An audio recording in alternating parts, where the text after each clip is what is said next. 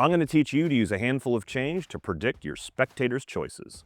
Emma, I'm going to do a prediction effect for you. Okay. Okay, so I don't want you to see, but I have a handful of change here, and I'm going to take one of these coins out, and I'm going to place it under this bottle cap, and I'm going to put it right here so that I'm committed.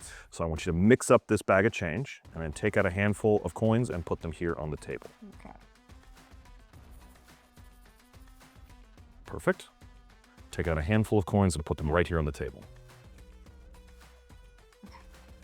Okay, now I want you, out of these coins, to pick 4 of them and put them here in a row.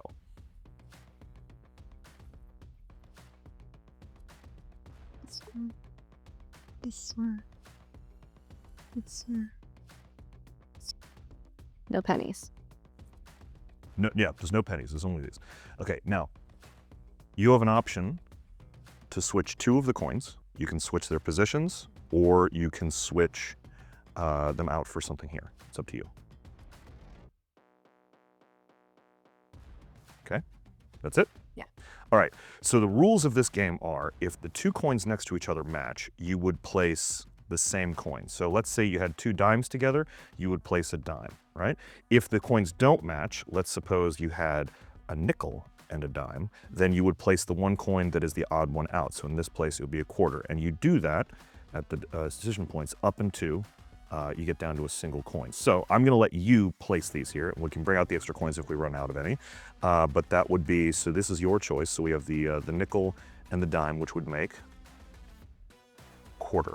Yep, so why don't you place a quarter right there. And then here we have the dime and the quarter, so that makes a nickel, so a nickel goes there. And then here we have the quarter and the dime, so that would be the nickel as well. Right, so we'll move everything down just a little bit, and we're going to do the same thing here. So a nickel and a nickel would mean what goes here? A nickel. Perfect. And then a quarter and a nickel there equal a... So that means that we have one final one. Yeah. Is that a quarter? So we'll just take it from here, since we have it right there. So that is that. So from all of your choices, from the handful of coins to the 4 coins that you put here and the decisions you made, I had 1 coin underneath the bottle cap as a prediction. Take a look. No.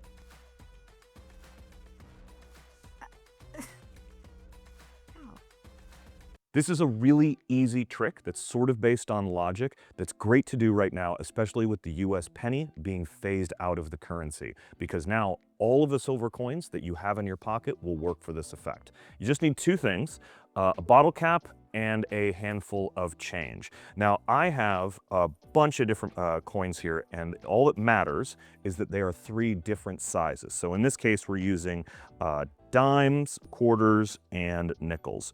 I like to have them in a bag because it allows me to keep the prediction secret, and it makes it seem like it's more impossible and based on the spectator's choices.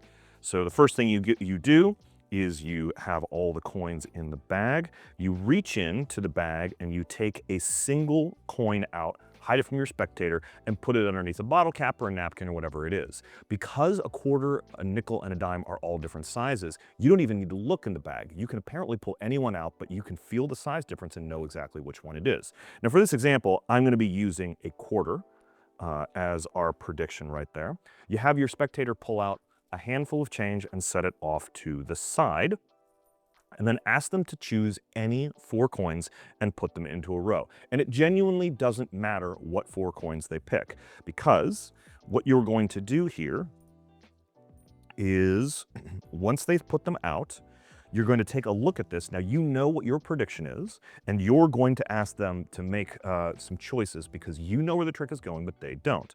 So you say you can swap out any 2 coins. You can change their position, or you can change the coins here. Now in our case, Emma very helpfully put the nickel and the dime on the outside. But let's say she'd switched it so that it was the quarter and the quarters on the outside. It doesn't matter what it is. All you have to do to make sure this trick works is know the rules of the game. And the rules are, if 2 coins are different sizes, you put the 3rd coin between them. But if the coins are the same size, so like let's suppose that there was a dime there instead, you would put the same size coin between them. And knowing this rule, if there's 4 coins here, as long as the 2 edge coins, when put together, match up to make your prediction coin, the trick will always work. And because you're letting your spectator make all of the decisions, you're home free with this. Now, let's say Emma had done something else like this and placed the quarter and the nickel on either side. I then would have added an additional rule saying, well, you've swapped 2 coins, I get to swap 2 coins. And knowing that there's a quarter there, I would just make this swap and I'm home free. That's all you have to do, is know whether or not you need to add that extra rule. And from there, you just follow along by putting the rules. So we have the quarter goes here, and then we have a nickel go here. Now here we would end up with a nickel. Oh, there it is. And then we would end up with a dime right there. And the last one is going to be a quarter, which will match my prediction. Just to game through something else, let's say I had put a dime right here. All right. And we ended up in, let's say, this situation. All I would do is make sure that I had a nickel on the outside and a quarter on this side, because when I add those two together, I end up with a dime. But going through the process, once again, we see we end up with a nickel there, we end up with a nickel there, and a dime there. Now we end up with a quarter here, and we would end up with